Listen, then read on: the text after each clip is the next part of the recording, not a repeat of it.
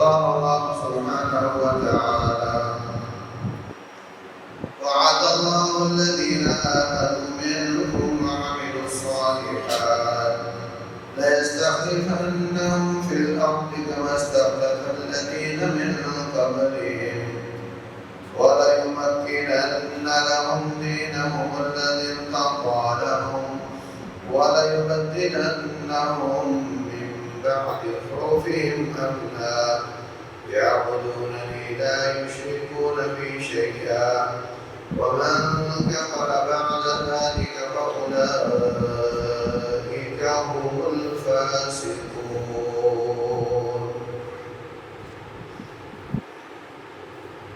محترم سامعین اور سامعات، اللہ تبارک و تعالی نے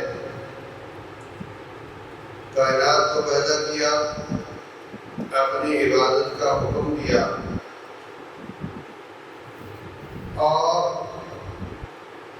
مقابلے میں ابلیس آیا، رب سے مہلت مانگی اور اس نے اللہ کے مقابلے میں اپنی عبادت کا حکم دیا۔ اب کائنات میں دو طرح کے بندے ہیں، ایک عباد الرحمن اور ایک عباد الشیطان، ایک اولیاء الرحمن اور ایک اولیاء الشیطان۔ کچھ رحمان کے بندے ہیں، کچھ شیطان کے ہیں، ان کا آپس میں مقابلہ چلتا رہتا ہے۔ شیطان اپنے بندوں کی مدد کرتا ہے، رحمان اپنے بندوں کی مدد کرتا ہے۔ اب رحمان کا شیطان سے اور شیطان کا رحمان سے کیا مقابلہ ہے؟ وہ مخلوق ہے، وہ خالق ہے۔ وَلِلَّهِ جُنُودُ السَّمَاوَاتِ وَالْأَرْضِ، زمین و آسمان کے تمام لشکر اللہ کے ہیں۔ کچھ چونٹیوں سے کام لے لے، چڑیوں سے کام لے لے، ہواؤں سے کام لے لے، ہر چیز اس کا لشکر ہے۔ اور مقابلے میں ابلیس ہے، اس کا کوئی لشکر نہیں، اس کے پاس کوئی قوت نہیں، لیکن مقابلہ کرتا ہے رحمان کا۔ تو وہ کیسے کامیاب ہو سکتا ہے؟ لیکن آپ دیکھتے ہیں کہ دنیا میں جزوی طور پر شیطان کے لشکر بھی کامیاب ہوتے ہیں۔ اس کی کیا وجہ ہے؟ جب ایک طرف رحمان اپنے بندوں کی مدد کرتا ہے اور شیطان اپنے بندوں کی مدد کرتا ہے، تو یہ کیسے ممکن ہے کہ شیطان کا لشکر رحمان والوں پر غالب آ جائے؟ اس کی صورت یہ ہوتی ہے کہ وہ رحمان والوں کو رحمان سے بگانا کر دیتے ہیں۔ اللہ کے بندے جب اللہ سے بگانا ہو جاتے ہیں تو پھر کیا ہوتا ہے؟ آپ کا کوئی جاننے والا نہ ہو، ایک علاقے میں آپ جائیں، وہاں پر کوئی جاننے والا نہ ہو، مسجد میں کسی ایک سے رائق ہو جائے، تو اب آپ جب بھی اس شہر میں آئیں گے اپنے کام کے لیے کوشش کریں گے کہ اس آدمی کو ملے جس سے آپ کی دوستی ہوگی، اور اگر وہ آپ کے خلاف چلے، آپ سے بغاوت کرے، آپ سے غداری کرے، آپ کے ساتھ دھوکہ کرے، تو پھر اگر آپ اس شہر میں جائیں گے سب کو ملیں گے مگر اس کو نہیں ملیں گے، اس کو بالکل نہیں ملیں گے۔ تو دوستی لگانے کے بعد جب غداری اور دھوکہ بازی ہوتی ہے، دوستی لگانے کے بعد جب بے وفائی ہوتی ہے، تو پھر وہ پہلے مزے سے بھی انسان جاتا رہتا ہے۔ جو کیفیت کام انسان کی ہے اس سے دور کرا جاتا ہے۔ تو جب رحمان سے دوستی لگانے کے بعد انسان بے وفائی کرے، دھوکہ دے،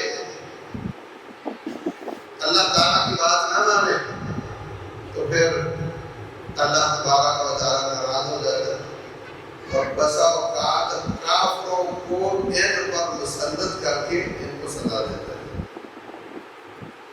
جیسے باپ بچے سے ناراض ہو جائے، بیٹے نے باپ کو برا بول دیا، باپ نے جوتی اتاری اور سر پر مار دی۔ اگر بیٹا پوچھے کہ باپ پیار چومتے رہتے, چاٹتے رہتے تھے, آپ مجھے بڑا پیار کرتے تھے. اب یہ جوتی, گندی جوتی میرے سر پر مارتی ہے, تو کیا جوتی کے ساتھ زیادہ پیار ہو گیا ہے؟ تو آپ کہہ گا نہیں, جوتی سے پیار نہیں ہوا, مگر میں نے تمہیں سزا دی ہے. تو جب شیطان کا گروپ رحمانیوں کے اوپر غلبہ پاتا ہے, اس وقت دراصل وہ اللہ تعالیٰ کی جوتی ہوتی ہے, رب الجلال کی وہ سزا ہوتی ہے جو اللہ کو, بندوں کو, باغیوں کو دیتا ہے. محبت مومنوں سے ہی ہے, کافروں سے محبت نہیں ہے. بلا یعلم عباد الکفر واللہ لا يحب الکافرین واللہ يحب المتقین. متقین سے محبت کرتا ہے, کافروں سے نہیں کرتا, مگر ان کو بطور سزا مسلط کرتا ہے تاکہ میرے بندے واپس آ جائیں. اور جنگوں میں غلطی کی گنجائش بہت کم رہ جاتی ہے. عام روٹین میں غلطی کی گنجائش ہوتی ہے, انسان کے پاس سمجھنے کا موقع ہوتا ہے. جنگوں میں غلطی کی گنجائش بہت تھوڑی ہوتی ہے. اس لیے نبی صلی اللہ علیہ وسلم معرکے میں موجود ہیں, قیادت فرما رہے ہیں, احد کا میدان ہے, جانسار صحابہ موجود ہیں. اللہ تعالیٰ نے فتح عطا فرمائی, کافر بھاگ گیا, مومنوں کو فتح مل گئی, مومنوں نے غنیمتیں لوٹنا شروع کر دی, اور وہ 70 کے قریب صحابہ کرام جو جبل رمات پر جن کو مقرر کیا تھا اور فرمایا تھا نیچے نہیں اترنا, جب تک میں نہ بولوں نیچے نہیں اترنا, انہوں نے اجتہاد کیا. فرمایا اگر ہمیں شکست ہو جائے, اتنی دیر ہو جائے, ہمارے صحابہ کے جسم پڑے ہوئے ہوں, اتنی دیر ہو جائے کہ انتہا کر کے ان کو نوچ نوچ کر کھانا شروع کرتے ہیں, تو ہم نے اس پہاڑ سے نیچے نہیں اترنا. جب فتح ہو گئی, غنیمتیں لوٹنے لگ گئی, تو کہنے لگے آپ کا فرمان تو شکست کی شکل میں تھا, اب تو فتح ہو گئی ہے, اب تو ہمیں نیچے اترنا چاہیے. ان کا امیر عبداللہ بن جبیر رضی اللہ عنہ منع کر رہے ہیں, انہوں نے نہیں سنی, اتر گئے. کافروں نے بہت پہاڑ کے پیچھے سے پلٹ کر حملہ کیا, 70 صحابہ شہید ہو گئے, اور نبی صلی اللہ علیہ وسلم کا ماتھا مبارک ٹوٹ گیا, دان مبارک ٹوٹ گیا, چہرہ لہولہان ہو گیا. اتنا زیادہ نقصان ہوا کیونکہ جنگوں میں غلطی کی گنجائش بہت کم ہوتی ہے. مار کے کہا تھا حصہ فتح ہے, نصرت ہے, غنیمتیں ہیں, اس پر شاباش ملنی چاہیے تھی کہ چلو کوئی نہیں, غلطی ہو ہی جاتی ہے, پہلے حصے پر شاباش. لیکن نہیں, دوسرے حصے میں چند لوگوں سے اجتہادی غلطی ہوئی, سزا بن گئی سب کو. عزیز بھائیوں, دشمن کبھی بھی مسلمانوں پر غالب نہیں آ سکتا, کیونکہ مومنوں کے ساتھ ان کا رب ہے, کافروں کے ساتھ ان کے شیطان ہے. مقابلے کوئی نہیں. وہ تب آئے گا جب مومنوں سے وہ ایسے کام کروائے گا جس سے ان کا رب ناراض ہوگا. یہ اس کے گھر کی شکل ہو سکتی ہے, ورنہ نہیں. اور یہ جو گناہ ہے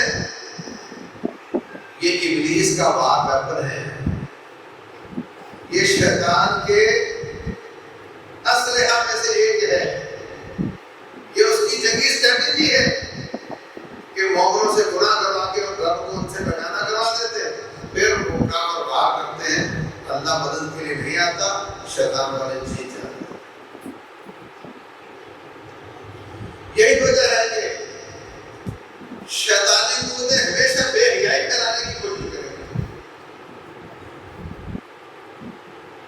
بے حیائی کرانے کی کوشش کریں گی. آج BBC میں پڑھ رہا تھا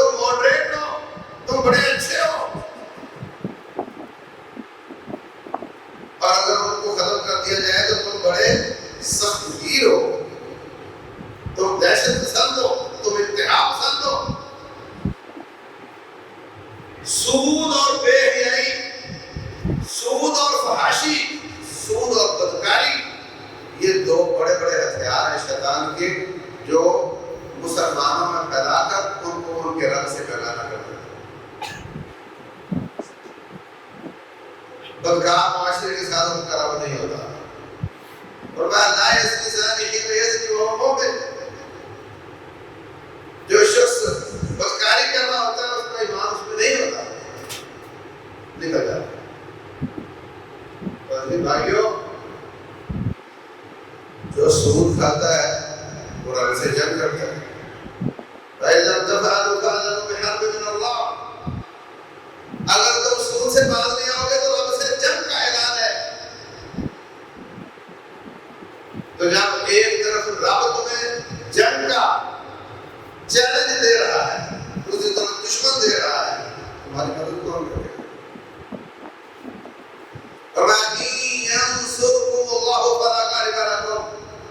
اگر اللہ تمہاری مدد کرے گا تو تم پر کوئی غلبہ نہیں پا سکتا. اگر اللہ تمہیں چھوڑ گیا تمہارے بدعمالیوں کی وجہ سے پھر بتاؤ تمہارا مددگار کون ہو سکتا ہے؟ دنیا تو ویسے دشمن ہے, دنیا تو پہلے ہی دشمن ہے, اب تمہارا مددگار کون ہو سکتا ہے؟ اس لیے اگر آپ اپنے علاقے میں بیٹھے ہوئے مارکیٹ میں نہیں گئے اور اپنے آپ کو بے حیائی فحاشی یعنی بدکاری سے اپنی اولاد کو اپنے گھر والوں کو اپنے رشتہ داروں کو بچاتے ہیں, سود سے بچاتے ہیں, تو آپ ایک لحاظ سے شیطان کے خلاف جہاد کی تیاری کرتے ہیں.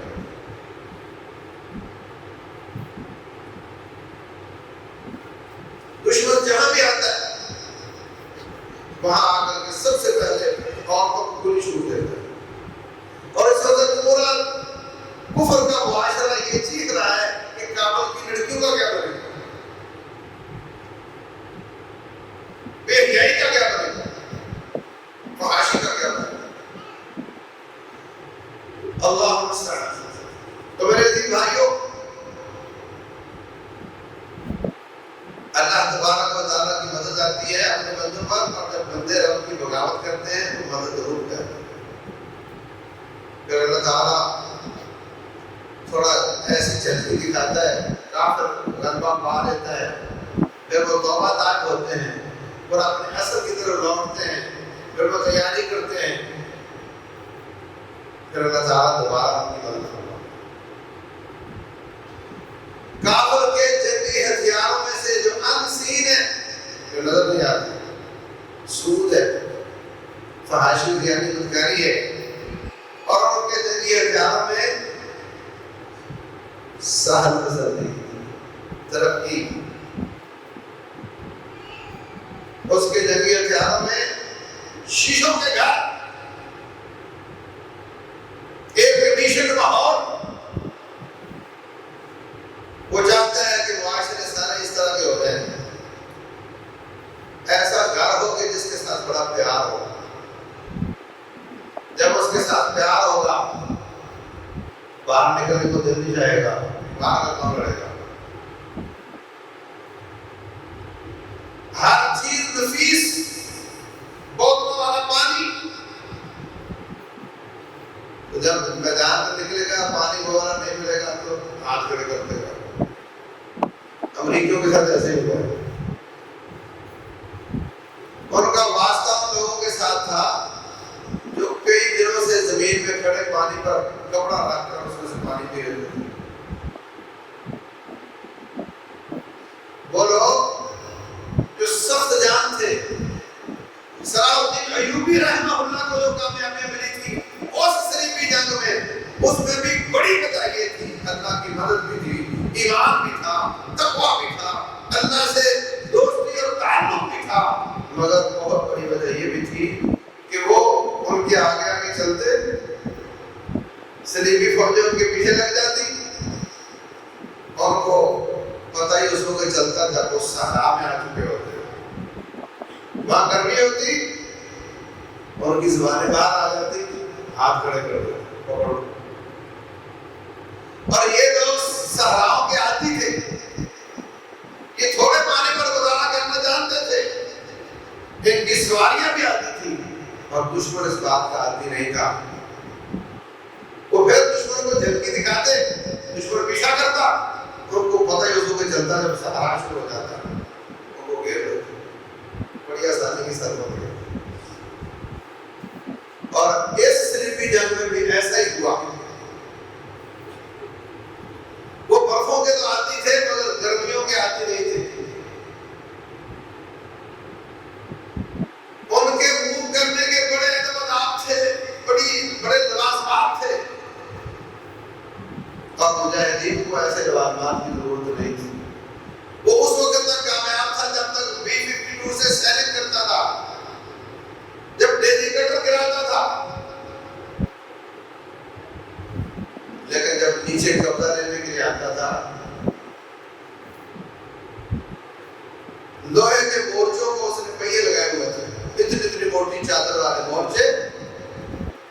اس کو نیچے پہیے لگا کر پیمپر لگا کر بیٹھتے تھے اس میں.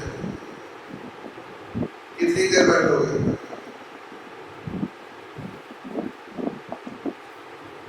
تو جو ہمارے معاشرے کو صحت پسند بنایا جاتا ہے اور ساتھ ہمارے حکمران کہہ دیتے ہیں میں نے اپنی عوام کو اتنا خوش رکھا ہوا ہے کہ سڑکوں پر گاڑیاں زیادہ ہو گئی ہیں اور گھروں میں اے سی زیادہ ہو گئے ہیں, یہ اتنے خوشحال ہو گئے ہیں.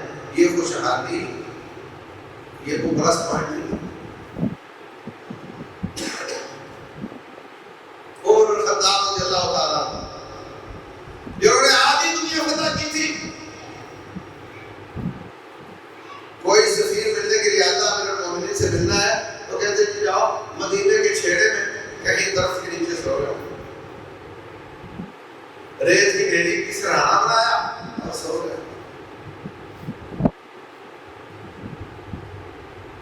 جب وہ فلسطین کی جامعہ لینے کے لیے جاتے ہیں, آدھی دنیا کا خلیفہ ہے, اس کا پروٹوکول کتنا بڑا ہونا چاہیے تھا.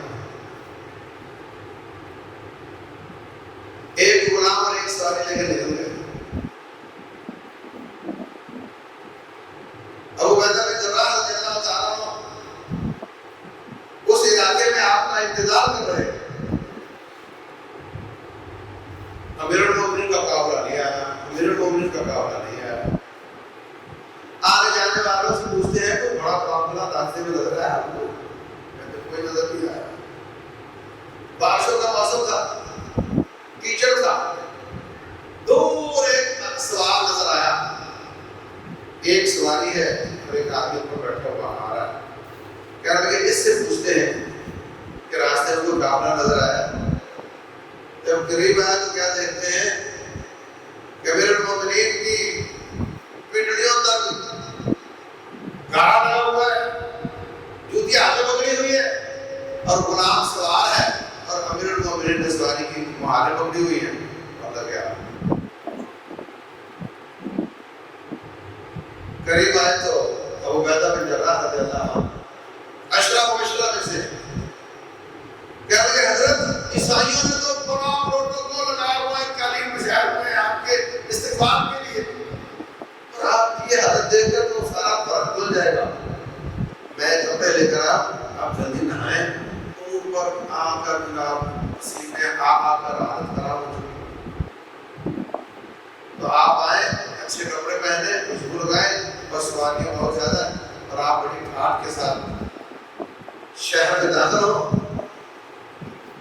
حضرت عمر بن الخطاب رضی اللہ عنہ کہتے ہیں لو کانا غیرو کا نہ ہو جادو, اگر کوئی اور یہ بات کرتا تو میں اس کے دو لگا کیا ہوتا. عبادت تم نے یہ سمجھا ہوا ہے کہ یہ اچھے کپڑے اور زیادہ سواریاں اور پروٹوکول میں ہماری عزت ہے. اِنَّا كُنَّا أَضَلَّ قَوْمٍ فَأَعَزَّنَا اللَّهُ بِالْإِسْلَامِ. ہم دنیا کے گمراہ لوگ تھے, اللہ تعالیٰ نے ہمیں اسلام کے ساتھ عزت دی.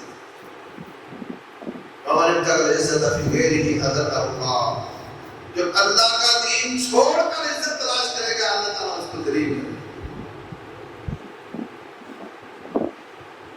اور فرمایا کرتے تھے آدھی دنیا ہے. گورنر کا مطلب صوبہ نہیں ہوتا تھا, ہر شہر کا گورنر ہوتا تھا. کوفے کا الگ ہے, بصرے کا الگ ہے, شام کا الگ ہے, یمن کا الگ ہے. فرماتے میرا گورنر وہ بنے گا جو چار جائز کام نہیں کرے گا. لوگ کہتے ہیں یہ تو جائز ہے, تو کہا پر نہ کرو, یہ چار کام کرو, گورنر نہ کرو. بننا ہے تو یہ چار کام نہیں کرنے دوں گا.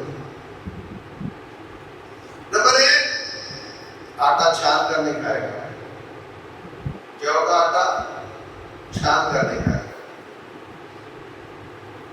نمبر 2, باریک کپڑے نہیں پہنے گا, موٹے کپڑے پہنے گا. نمبر 3, چھوٹے قد کا گھوڑا استعمال نہیں کرے گا, پورے قد کا گھوڑا استعمال کرے گا. نمبر 4, زین لگا کر رکاب میں پاؤں رکھ کر نہیں چڑھے گا, چھلانگ لگا کے چڑھے گا.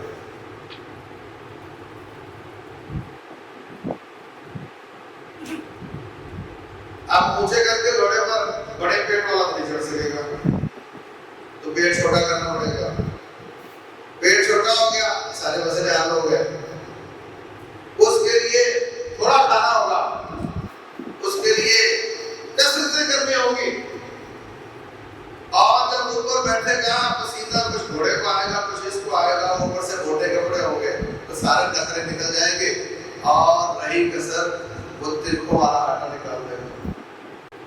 کیونکہ ان کا مقصد تھا آدھی دنیا فتح کی ہے، اللہ توفیق دے تو باقی سارے بھی فتح کر دیے. نخرے وہ کرتے ہیں جنہوں نے بس کر دیے، جن کا آگے جانے کا پروگرام نہیں ہے. ان کا آگے بڑھنے کا پروگرام تھا. جو شیشے کا گھر بناتا ہے وہ کسی کو پتھر نہیں مار سکتا. کسی کو پتھر وہ مار سکتا ہے جس کا گھر شیشے کا نہ ہو. پاکستان نے اس علاقے میں مکمل تعاون نہیں بلکہ قیادت کی. میں نہیں کہہ رہا، دنیا کہہ رہی ہے. جس کی پٹائی ہوئی ہے وہ کہہ رہا ہے، بول بول کر کہہ رہے ہیں، لکھ بھی رہے ہیں. ان کے جنرل سے پوچھا گیا کہ تم شام میں اور ادھر ادھر ہر جگہ عراق میں کامیاب ہوئے، پاکستان کے افغانستان میں ناکام کیوں ہوئے؟ بس کہتے ہیں ایک ہی لفظ ہے پاکستان، جس کی وجہ سے ہم ناکام. پاکستان نے پورا کام کیا اور کسی پر احسان نہیں کیا یا اپنا دفاع کیا. لیکن وہ اسٹریٹجی کیا تھی کہ ہم ان کا حلیف بن کر ان کے حلیف بنیں گے اور تم لڑائی کرو گے. اس لیے کہ ہم نے شیشے کا گھر بنایا ہوا، تم نے شیشے کا گھر نہیں بنایا. تم لڑ سکتے، ہم نہیں لڑ سکتے، ہمارا گھر شیشے کا ہے. یہاں پر اتنی چیزیں ہیں، اتنے ڈیم ہیں کہ جن پر ایک بم لگ جائے تو پورا ملک اس کو کوئی دفاع نہیں کر سکے گا. تم نے شیشے کا گھر نہیں بنایا، اس لیے تم لڑو، ہم تمہارے ساتھ. لڑائی بھی کی، تعاون بھی کیا، ہر کام کیا، مگر خود کھڑے کیوں نہیں ہو سکے شیشے کے گھر. تو میرے عزیز بھائیوں، رسول اللہ صلی اللہ علیہ وسلم فرماتے ہیں کبھی کبھی بغیر جوتی کے چلا کرو. امرنا ان نحتفی احیانا، بغیر جوتی کے چلا کرو، ننگے پاؤں چلا کرو. مقصد تھوڑا سخت جان ہوتا ہے، کبھی مشکل آ جائے برداشت کرنے کے لائق. اور آپ کی اور آپ کے ساتھیوں کی زندگی ساری مشکلات والی تھی. عورتیں اور کی کوئی بھی کیفیت ہو، پیشاب کرنے جانا تو وہ 2-3 منٹ پر وہ آپ کو خود ہی ہو جائے گی. تو میرے عزیز بھائیوں،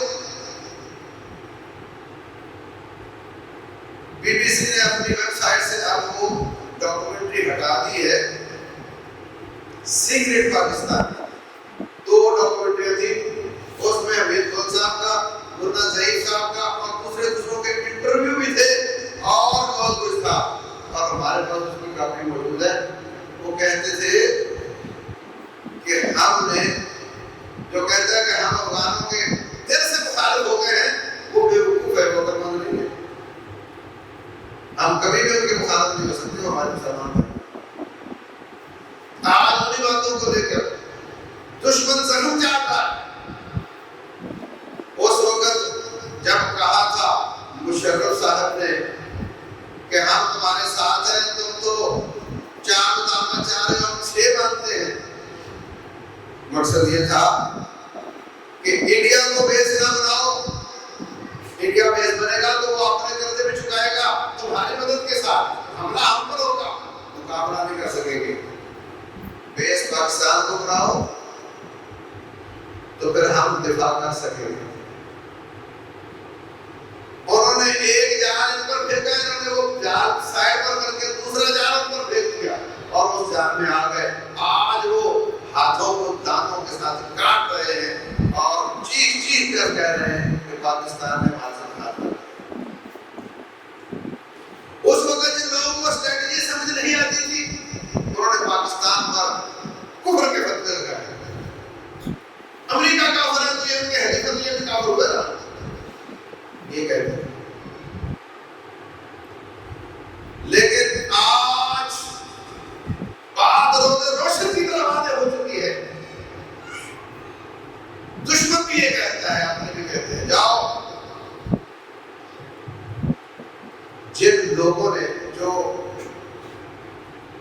ملا محمد عمر رحمہ اللہ تھے، کبھی زندگی میں پاکستان کے خلاف بیان دیا؟ تکلیف تو ہونی چاہیے نا کہ تم نے ہمارے گورنمنٹ شورا کو دیا، تم امریکہ کے ساتھ مل گئے، ان کو تکلیف ہونی چاہیے نا، ان کو بولنا چاہیے نا۔ ان کے بعد آنے والے کسی ایک نے آج تک پاکستان کے خلاف بیان دیا؟ ملا برادر 8 سال پاکستان کی جیل میں رہا، کبھی پاکستان کے خلاف بیان دیا؟ ان کو معلوم تھا سب سیٹل میں تھے، اور دوسرے تیسرے دن کا کوئی تعلق نہیں، وہ پاکستان پر کفر کے بدلے لگا کر یہاں مسجدوں میں دھماکے، مدرسوں میں دھماکے، GHQ میں دھماکے، پولیس اسٹیشنوں پر دھماکے، فاک فیکٹری میں دھماکے، سارے مار دو اس لیے کہ یہ کافروں کے ساتھ مل گئے، تم زیادہ مسلمان ہو، تمہیں زیادہ اسلام کا بدلہ، اور جن کے ساتھ مقابلہ ہے جو مل کر لڑ رہے ہیں، وہ بات کو سمجھتے بھی ہیں اور ساتھ چل رہے ہیں، اور آج تک اللہ کا فضل ساری دنیا کہتی ہے کہ پاکستان نے مجاہدوں کا ساتھ دیا، اس لیے ہم کا ساتھ دیا۔ کچھ بھی ہوا، رب الجلال نے یہ دن دکھایا، کہتے تھے 3 مہینوں میں مجاہد آ جائیں گے، پھر کہتے تھے 2 میں آ جائیں گے، پھر کہتے تھے 1 میں آ جائیں گے، پھر کہتے ہیں 2 ہفتے لگیں گے، پھر کہتے ہیں 1 ہفتے لگیں گے، پھر کہتے ہیں 3 دن لگیں گے، پھر پتہ چلا 3 گھنٹوں میں اللہ کو لے گیا۔ سارے بات کی بولنے والے سرخے ملکی اور غیر ملکی ڈوبی لگا کر بیٹھے ہوئے تھے کہ ایک سے جو غلطی ہو اس کو اچھالا جائے، قتل ہو، خون گرے، ہم کہیں گے دہشت گرد ہے۔ اللہ تعالیٰ نے خون بھی بچا لیا اور غلبہ بھی عطا کر دیا۔ تو میں کہا کرتا ہوں کہ دنیا میں لوگ کہتے ہیں 7 اجوبے ہیں، 7 کے بعد کہا کرو 8 اجوبے ہیں۔ پوری دنیا میں سارے حکمران مسلمان اور کافر ایک طرف تھے سوائے پاکستان میں، اور ادھر مجاہد تھے اور اندر کھاتے پاکستان ان کے ساتھ تھا، اور سارے کے سارے ہاتھ گئے اور اللہ تعالیٰ نے کو غلبہ عطا کیا۔ اس سے بڑا جلوہ اور کیا ہوگا؟ وہ کہتے ہیں جی 2300 بندے بنا لیے ہم نے، اور کئی ہزار اپاہج ہیں، اور کئی ہزار نفسیاتی ہو گئے ہیں، مستقل خرچے ہمارے اوپر، اور ہم نے کیا کچھ بھی نہیں۔ وہ زخم چاٹتے ہیں، وہ اپنے ہاتھوں کو دانت کاٹتے ہیں۔ عَضُوا عَلَيْكُمُ الْأَنَامِلَ مِنَ الْغَيْظِ، قرآن کہتا ہے جب وہ اکیلے بیٹھتے ہیں تو اپنے انگلیوں کو دانتوں میں لے کر کاٹتے ہیں۔ اور مُوتُوا بِغَيْظِكُمْ، ان سے کہو تم اپنے غصے کے ساتھ تباہ ہو جاؤ، برباد ہو جاؤ۔ آج پچھتاتے ہیں کہ ہم نے اتنا پیسہ لگا دیا، 20 سال جس فوج کی تربیت کی وہ 20 گھنٹے بھی مقابلہ نہیں کر سکتے۔ اللہ فرماتے ہیں ان الذين كفروا ينفقون اموالهم ليصدوا عن سبيل الله، کافر اپنے مال خرچ کرتے ہیں اللہ کے راستے سے روکنے کے لیے، فَسَيُنْفِقُونَهَا، وہ مال خرچ کریں گے، بعد نہیں آئیں گے، ثُمَّ تَكُونُ عَلَيْهِمْ حَسْرَةٌ، پھر یہ خرچ کیے ہوئے پیسے ان کے لیے حسرت اور ندامت کا سبب بنیں گے، ثُمَّ يُغْلَبُونَ، پھر اللہ تمہیں وہ دن دکھائے گا جب وہ مغلوب ہو جائیں گے اور اللہ کا دین غالب آ جائے گا۔ وَالَّذِينَ كَفَرُوا إِلَىٰ جَهَنَّمَ يُحْشَرُونَ، اور قیامت والے دن ان کو جہنم میں جمع کیا۔ یہ اللہ کا وعدہ ہے۔ حالانکہ وہ مسلمان جو ہیں وہ صحابہ کرام جیسے تو نہیں، بڑی کمزوریاں ہیں، عمل کی کمزوریاں بھی ہیں، عقیدہ کی کمزوریاں بھی ہیں، لیکن جب تقریباً 61 لوگوں کا مقابلہ کیا، اللہ تبارک و تعالیٰ نے ان کی مدد فرمائی، اور آج اللہ تعالیٰ نے ان کو سرخرو کیا۔ میں نے آپ سے عرض کیا تھا مکہ میں ہوتے ہوئے ایرانیوں نے رومیوں کو غلبہ پایا تو مکے والے نبی صلی اللہ علیہ وسلم کو تانا دینے لگے، کہ رومی اللہ کو ماننے والے، آخرت کو ماننے والے تمہارے ہوئے، ایرانی بالکل بے ایمان ہمارے ہوئے۔ ایرانی جیت گئے تو ہم جیت گئے، تم ہار گئے۔ اب نبی صلی اللہ علیہ وسلم نے یہ نہیں فرمایا کہ بھئی وہ بھی کافر رہا، اور اللہ معاہدے کے ظالم کی عادت آپ کو ظالموں سے تباہ کر دے تو بھی خوشی مناؤ، ہم بھی مناتے ہیں۔ وہ کہتے ہیں عیسیٰ نعوذ باللہ اللہ کا بیٹا ہے، مشرک ہے، تو لہذا ان کی پٹائی ایرانیوں نے کی تو ہمیں خوشی ہونی چاہیے۔ یہ نہیں فرمایا، بلکہ آپ نے ان کا تانا قبول فرمایا۔ قرآن نے، رب نے قبول فرمایا، رب نے قرآن نازل کیا، فرمایا غلبت الروم فی ادنی الارض وهم من بعد غلبهم سيغلبون في بضع سنین۔ فرمایا چند سالوں میں دوبارہ رومی ایرانیوں پر غالب آئیں گے۔ فَيَوْمَئِذٍ يَفْرَحُ الْمُؤْمِنُونَ، اس دن محمد مصطفیٰ صلی اللہ علیہ وسلم اور ان کے ساتھی جشن منائیں گے۔ جب عیسائی مشرک غالب آئیں گے ایرانیوں پر تو اس دن مکے کے مومن خوشی منائیں گے۔ برسم اللہ، اللہ کی مدد کی وجہ سے۔ کہاں کھڑے ہو؟ غور کرو، اللہ ایرانیوں کے مقابلے میں رومیوں کی مدد کر رہا ہے تو اللہ فرماتے ہیں میری مدد ہے، اور مومن خوش ہو رہے ہیں اس دن۔ آج اللہ تعالیٰ نے ہمارے بھائیوں کی مدد فرمائی اور ساری دنیا کے اتحادی ہار گئے، ہم خوش ہیں، ہمیں خوشی ہے، ہم اس پر مٹھائیاں بانٹ رہے ہیں۔ اللہ نے مومنوں کی مدد فرمائی، یہ میرے رب کی بھی مرضی ہے، وہ پیغام بھیج رہا ہے، چند سالوں کے بعد رومی غالب آئے گا تو تم خوش ہونا۔ میرے مصطفیٰ کی بھی سنت ہے، میرے صحابہ کرام کی بھی سنت ہے۔ کافر غالب آ رہا ہے اور مومن خوش ہو رہے ہیں، یہاں مومن غالب آ رہا ہے تو ہم کیوں خوش نہ ہوں؟ کچھ کمزوریاں اللہ تعالیٰ گھسنے گھسانے سے دور کرے گا انشاءاللہ۔ اللہ تبارک و تعالیٰ اصلاح فرمائے گا۔ جب اللہ تعالیٰ کسی سے کام لینا چاہتا ہے تو خود ہی اصلاح فرما دیتا ہے۔ تو میرے عزیز بھائیوں،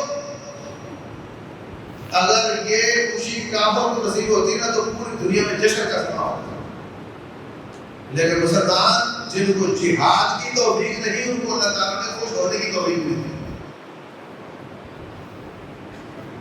الحمدللہ ہم جیتے ہیں، کوئی یہ نہ کہے وہ جیتے اور تم کہہ رہے ہو، ہم جیتے ہیں۔ الحمدللہ ہم جیتے ہیں، مسلمان جیتے ہیں، مومن جیتے ہیں، ہمارا اس میں بہت بڑا حصہ ہے۔ ہمیں اس بات کی خوشی ہے اور اس پر مومنوں کو خوش ہونا چاہیے۔ اور تم لوگ اس زمانے میں زندہ ہو جب تاریخ لکھی جا رہی ہے کہ پوری آدم علیہ السلام کے زمانے سے لے کر آج تک ایسا نہیں ہوا تھا کہ ساری دنیا ایک طرف ہو اور اکیلے مجاہد ایک طرف ہو اور پھر بھی مجاہد جیت جائے جو ہماری آنکھیں دیکھ رہے ہیں۔ آئندہ ہمارے پوتے پڑپوتے پڑھیں گے کتابوں میں، مگر آپ اپنی آنکھوں سے دیکھ رہے ہو، آپ وہ خوش قسمت ہو جن کے سامنے اللہ تعالیٰ نے یہ بتایا۔ تو عزیز بھائیوں، ہمیں اپنی اولادوں کی تربیت کرنی چاہیے، ہمیں اپنے آپ کو سخت جان بنانا چاہیے، ہمیں اپنے آپ کو ایمان پر، عمل صالح پر تربیت کرنی چاہیے، کیونکہ رب کا وعدہ ان کے ساتھ ہے۔ وعد اللہ الذین آمنوا منکم، جو ایمان لائے تم میں سے، وعملوا الصالحات، نیک کام کیے، لا یستخلفنہم فی الارض، ہم ان کو زمین میں خلیفہ بنائیں گے۔ کما استخلف الذین من قبلہم، جیسے پہلے ہم اپنے لوگوں کو خلیفہ بناتے رہے ہیں۔ وَلَيُمَكِّنَنَّ لَهُمْ دِينَهُمُ الَّذِي ارْتَضَىٰ لَهُمْ، ساری دنیا اکڑ گئی، کہتی ہے کہ تم آؤ معاہدہ کرو، مذاکرات کرو، اسلام نافذ نہیں کرو گے۔ وہ کہتے نہیں، ہم تو اسلام ہی نہ کریں، کہتے ہیں اپنی تحریک کا نام امارت اسلامی نہ رکھو، کہا ہم تو یہی نام رکھیں گے۔ وَلَيُمَكِّنَنَّ لَهُمْ دِينَهُمُ الَّذِي ارْتَضَىٰ لَهُمْ، اللہ ان کا اپنا محبوب دین ان کے لیے غالب کرے گا۔ وَلَيُبَدِّلَنَّهُم مِّن بَعْدِ خَوْفِهِمْ أَمْنًا، اللہ ان کو خوف کے بعد امن عطا کرے گا۔